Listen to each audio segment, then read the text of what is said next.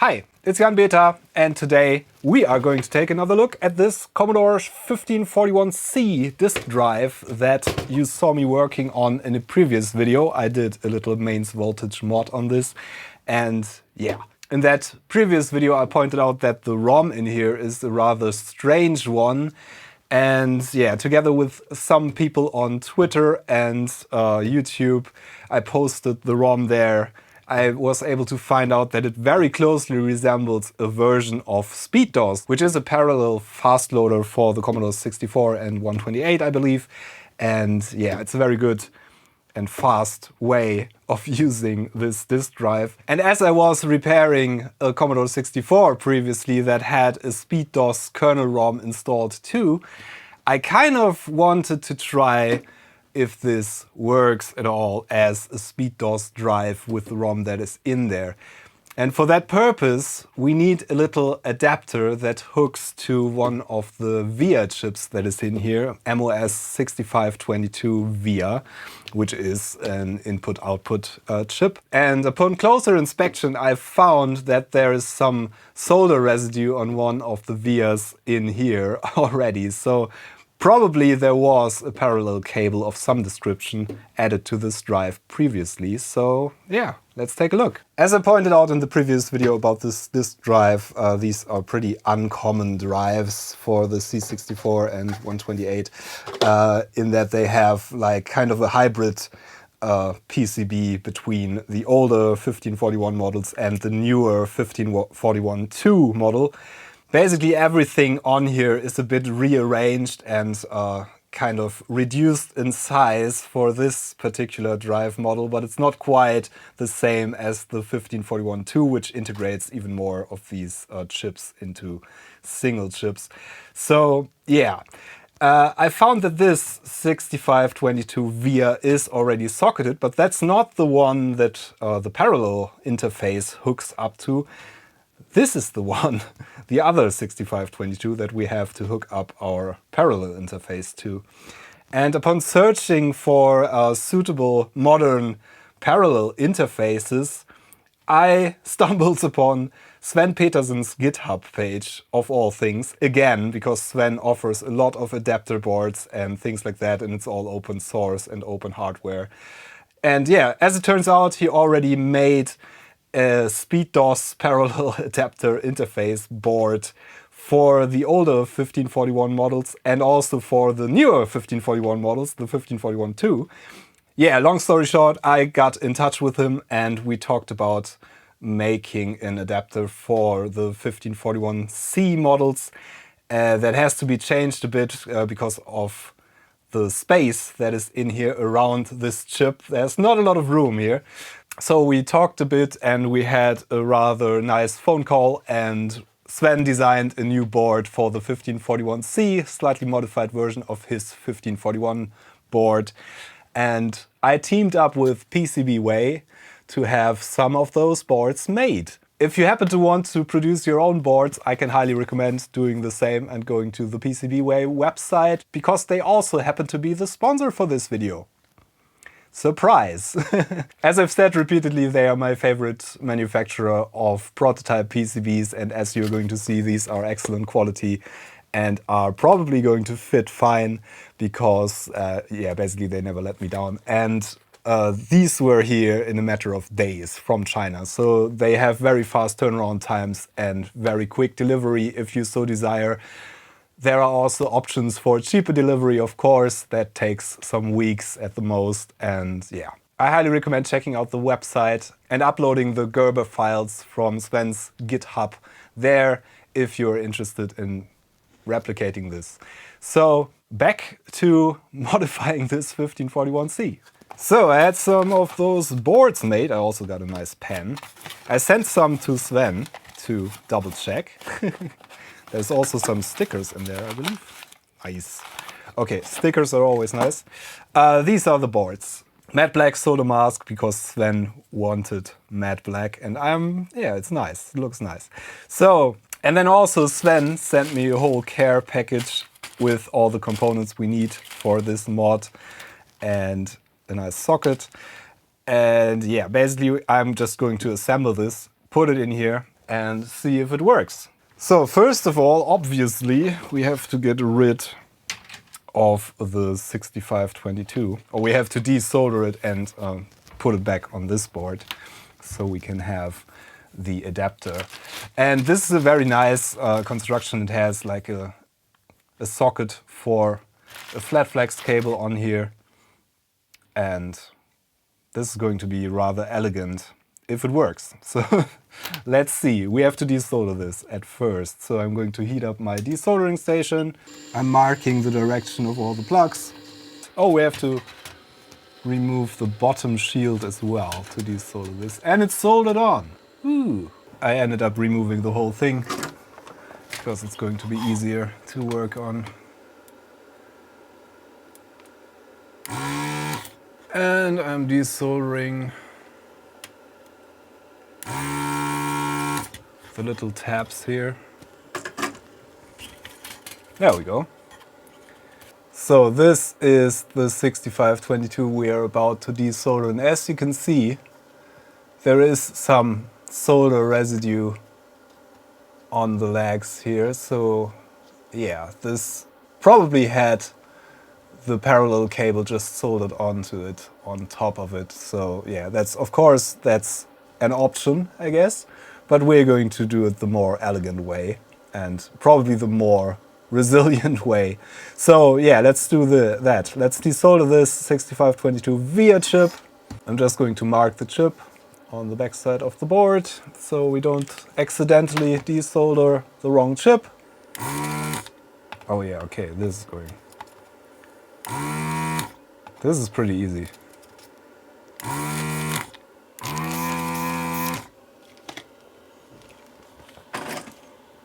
I guess might just be coming out. No, not quite. Okay. That would have been way too easy. So we're going to fire up the hot air station and give it some hot air from the top here.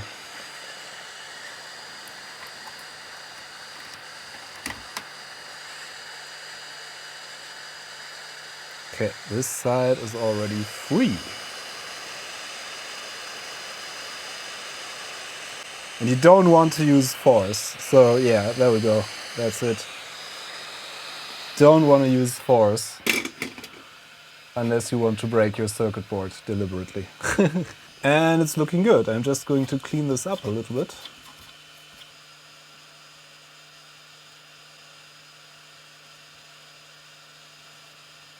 Oh, we lost the leg, I think. Oops. We lost the leg on the VIA chip. Probably that was broken before. There was a large solder blob on there. To fix it, maybe, probably somebody broke that before. But that shouldn't be a big issue. I think I have some spares of this chip, so 6522s are not that rare. Yeah, let's assemble the little circuit board, I guess. And we have all the things we need to assemble this. And there's another circuit board, which also comes in this 3D printed case that Sven made, which is really elegant. It has a little circuit board in there as well. So we have to solder this little board. We put the connector on here, and we put a socket on there, and we put some pin headers that go into the board actually on here, and then we should be good to go, I guess. By the way, I'm not going to go into great detail about this because it's all nicely documented on Sven's GitHub that is linked in the video description. So I forgot to push the recording button, and I have now set up this with these pin headers, and we are soldering these in here at first, because once we have the socket on top, we won't be able to reach the solder joints there, so that would be a bummer. So we are soldering these first, and I used the socket to stabilize this a bit and to get the pins in there straight. So yeah, that's pretty much all I have to say about this.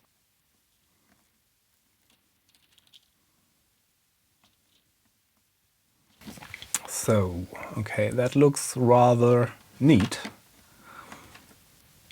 Now for the socket. We have to clip these pins a bit because they are too high.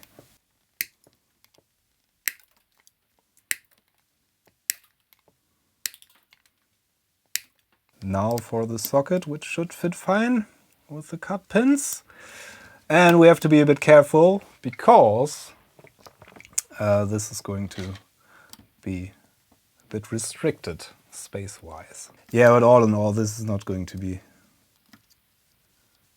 a very difficult operation as long as you can hold the soldering iron straight. It's gonna be fine, I hope. Okay, we got socket, and it's even in the correct orientation. Yay! The correct orientation is obviously indicated by this little notch here, and it's also on the silk screen of the board. We're now going to put in this connector, which is also, the direction of it is also indicated by the silk screen. That shouldn't be a big issue.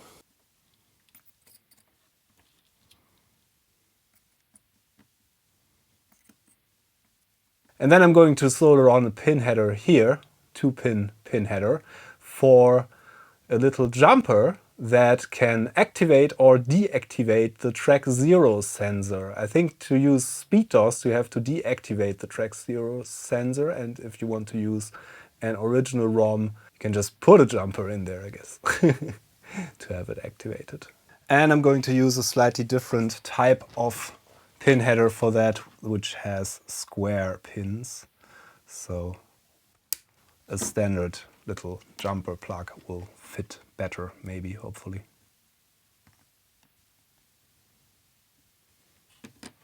So that's this portion finished. And yeah, we have to take this apart and do the other one. By the way, thanks, Sven, for doing this and for sending all the stuff. There we go. Okay, a little 330 picofarad. And another one, 2. I'm also soldering in the switch here, because that's just stuck on there. And we're going to solder on the other end of the cable connector. Yeah, straight enough for me.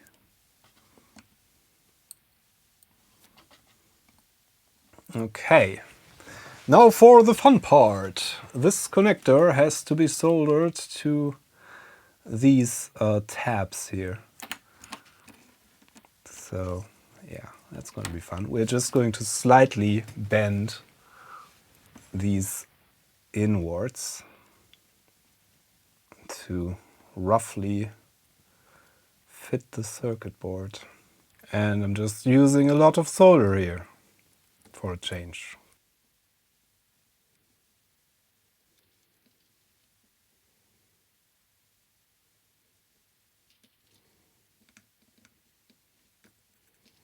That looks okay-ish, at least. This portion should be done, I guess. I'm just cleaning this up a bit.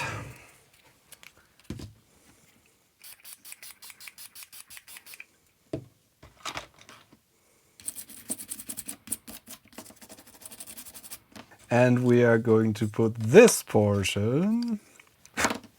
Oh, I messed up the sticker a bit. I'm sorry. I'm going to put this back into the case, which should fit fine.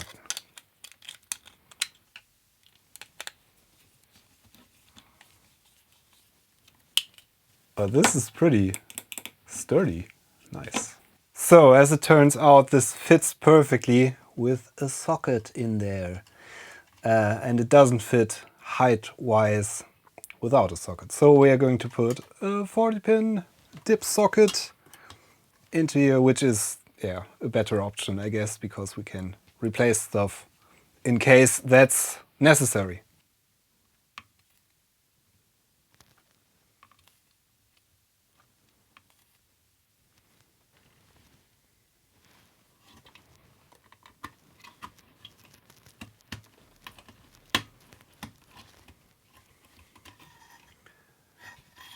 Yeah, and it just clears the transistor and you have to bend the little ceramic capacitor a tiny bit to the side, but it's gonna be all right. Yeah, now what's left to do is to make the cable and to put this back into the drive. And yeah, of course we have to solder on the shielding. Okay, first of all we have to put this back on, I guess. There we go. Let's bend some of those tabs.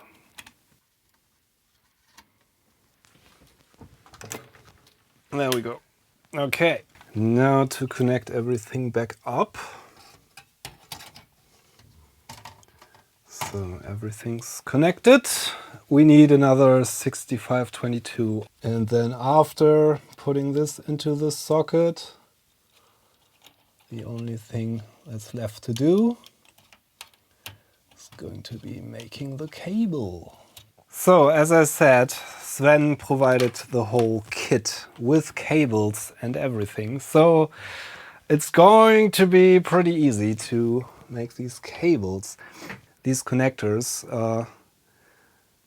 work in a way that you put the cable in and then you push them together, and there are little knives, basically little blades that cut through the insulation and make contacts in the right places. So these are really neat to work with. And you can use a special tool for this, obviously, which I don't have, obviously.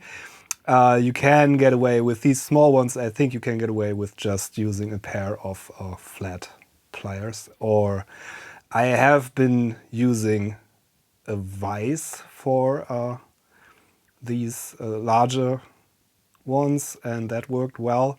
I think for these smaller ones I'm just going to try to use a pair of pliers. Yeah. Basically you put the wires that you're going to see and just clamp them. So we are just going to feed this wire, and you can see this notch here.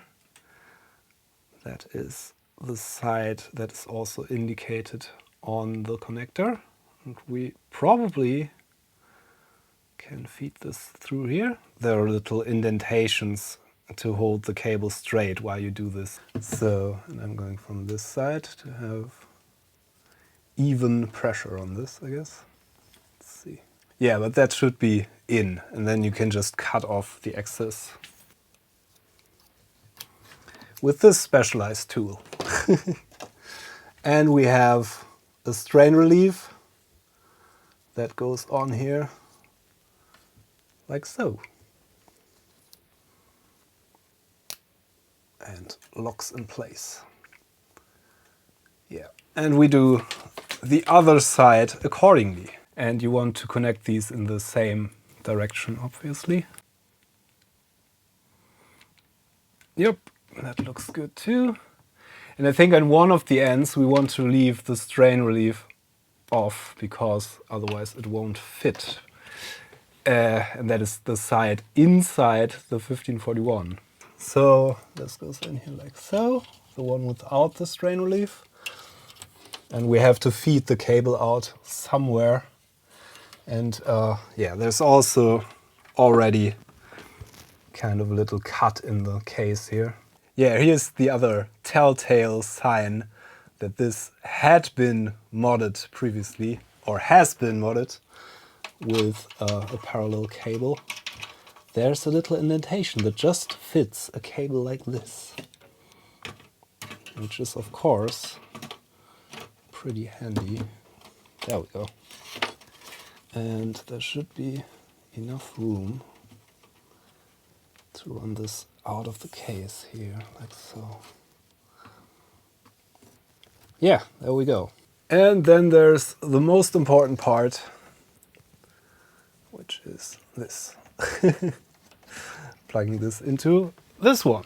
And now we should technically have a 1541 with a SpeedDOS.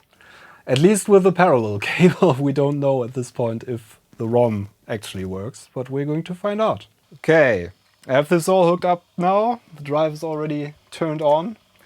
Turning on the C64 with the modified SpeedDOS plus ROM in there, which I believe should work, hopefully, with this version of the ROM in the drive, which is kind of a modified SpeedDOS ROM. I'm just going to put the files in the video description again for you to download if you are in doubt. Let's see, we should have function keys working. Yay! That's Galancia. That's pretty nice. Okay. We should be able to load this pretty quickly now.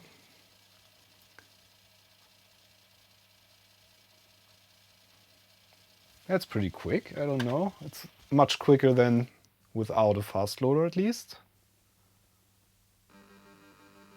And it's working. That's pretty nice. Yeah, I experimented with this for a bit and I found a peculiar thing that whenever I closed the little jumper for the light sensor, the track 0 sensor in this, so the track 0 sensor should be deactivated for using SpeedDOS because it doesn't have the functionality in the ROM for using that and it would just not work with that enabled. However, on this drive, as I found out with poking about a bit, it has been disabled by just disconnecting the cables, which I can't really get out here. These purple, white and blue cables are the cables that are usually going to this connector and then to, they are connected here on this little light sensor. You can probably see that. Yeah, this is just hard disconnected for this drive because it was running SpeedDOS, so this drive can't use the sensor there, the track 0 sensor, and it's just going to behave quite similar to a regular 1541 drive. That's why SpeedDOS works in these drives in the first place. And on Sven's little adapter board we have a jumper that you can close to connect the contact, I think pin 2. Yeah, pin 2 on the 6522 is the one that is responsible for reading the track 0 sensor, and when you close this it is connected to the rest of the circuit board and ultimately to the sensor. In this case it isn't because the sensor is disconnected, but if I leave the jumper on there, look what happens. Look at the directory. This is what happens. We have like scrambled characters there, which is pretty peculiar. So if you have this fault with your SpeedDOS installation in your 1541C, you probably just have to, if you're using another adapter, you just have to cut the trace on the circuit board to pin 2 on the 6522. Or if you're using this particular adapter, which I highly recommend because it's a very elegant way, you just have to remove the little jumper there. And it should work normally. So I'm doing that again, just turning the drive on again, inserting the disk. And this should now read the directory fine. There we go. Yeah, that's how it's supposed to look, obviously. You can now read the Galancia name. So that was just a little side note here. If you have that particular fault, you have to break the connection.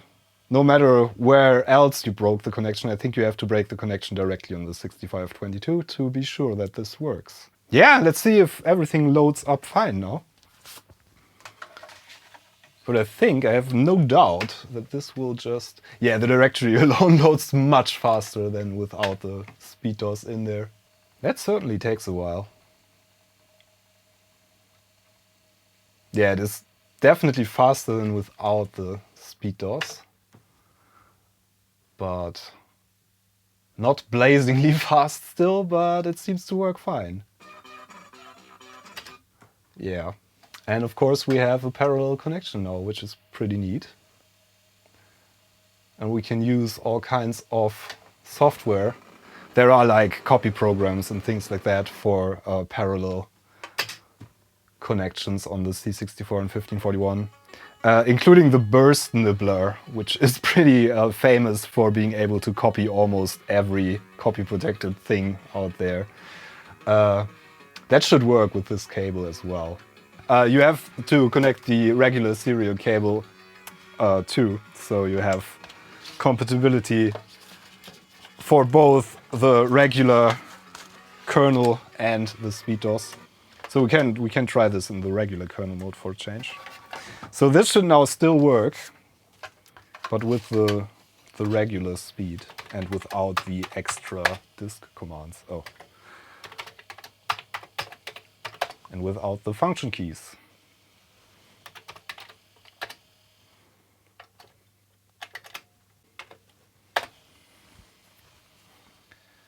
This should take some time now. Yeah, that's. I think we were about finished at this point with SpeedDOS, and this is just the regular 1541. Yeah, 1541 speed. It's not a very fast drive. That's why so many fast loaders exist for the Commodore 64 and the 1541. It's still loading. SpeedDOS is much faster than this. Yay, it's loaded! Let's see if it actually loaded the program. Now this part should look the exact same as before. Yup, which it does. Okay. So SpeedDOS is definitely an improvement. Let's just quickly load the same program with SpeedDOS again. Started loading now, and it's loading.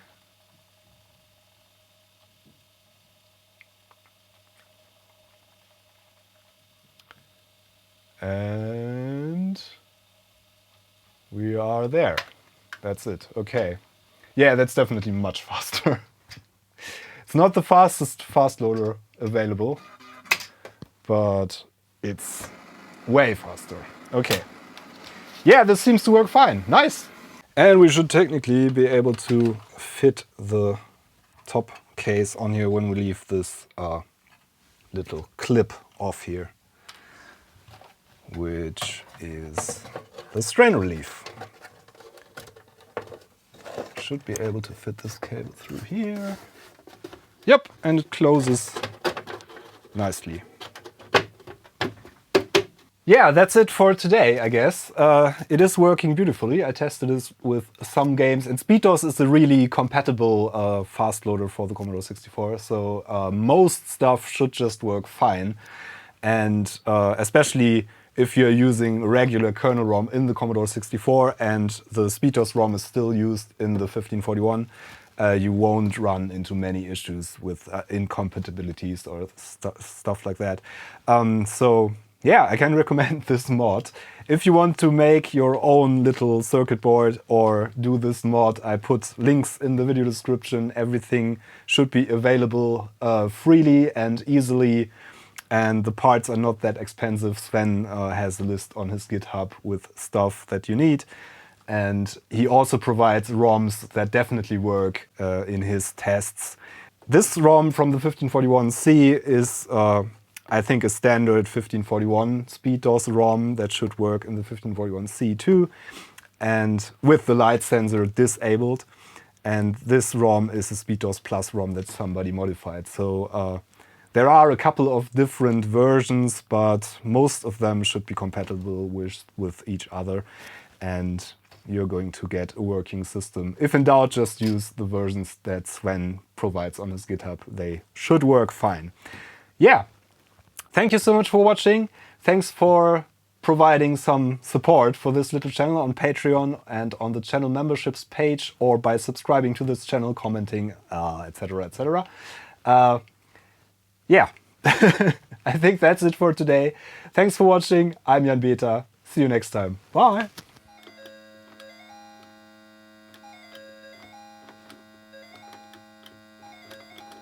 Whoa, this joystick is a bit wonky.